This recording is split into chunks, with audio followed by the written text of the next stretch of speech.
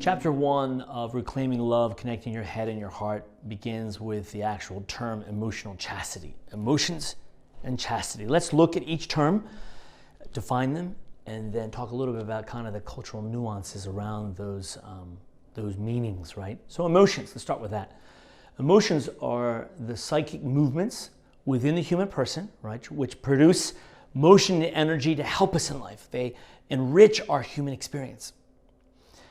Now, how does the culture look at emotions? Well, on the one hand, you have kind of this tendency to think of our emotions as in those intuitive powers like Star Wars, right? That you, without any question, cling to or believe in. And that can be, of course, to the detriment of our human experience. We also have the tendency to see them as something, as an expression of immaturity or unbridled, like men. Stop being so emotional, right? Be a man. Or women, you all have those emotional meltdowns, so you can't control your emotions anyway. So there's these prejudices that are out there regarding the word emotions. And Reclaiming Love wants to find the happy medium in the understanding of our emotional world. What about chastity? Chastity is that good habit. Let's define it as a good habit that helps us put the other person first before ourselves, right? It tries to keep our selfish tendencies in check. It's that virtue that fosters collaboration between our head and our heart, so as we can choose love authentically. So those emotions and chastity.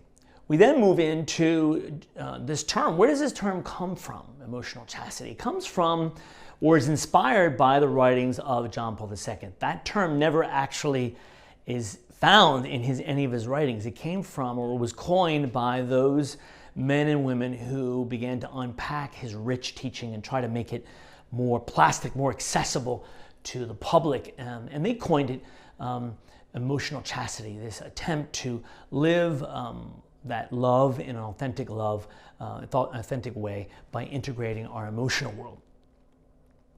We then move into something called self-possession, which for John Paul II is a fundamental building block for living that authentic gift of self-possession. I defined it in the book as self-awareness, self-acceptance, self-development. This need that I have to understand myself and then in light of that, know how to give myself to another person, right? Self-possession. We then go into the feelings revolution, right? Looking at the world and this kind of this excessive tendency that we have and to be consumed by our emotional worlds. It's everywhere, right? Where did that come from? What's the history of that? Well, it begins in the 19th century or early 20th century, in the 1900s, with Sigmund Freud and his understanding or misunderstanding of the emotions and any control of the emotions as being something neurotic. And that's not true, right? We know that our emotions are a gift, but there is a need to channel them in the right and correct way for the good of yourself and for another person, right? So that did come about and has been kind of part of the struggle of understanding ourselves and the role of our emotions in human love. And that came from what we call the feelings revolution. Living emotional chastity. How do we live it? Well, we very briefly go into that in this first chapter and talk about the building blocks of emotional chastity and how this book will help us kind of hold our hand as we take these steps and understand, discuss, exchange our own experiences and learn from one another as we walk together in understanding how we need to love in this integrated way.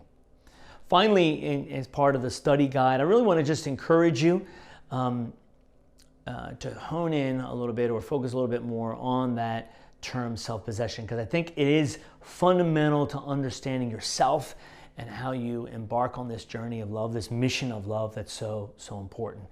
Our video guides are, again, meant to be teasers and are meant to help you begin the discussion, but they're not meant to replace the book itself. So I hope it's a healthy and stimulating discussion. Thank you.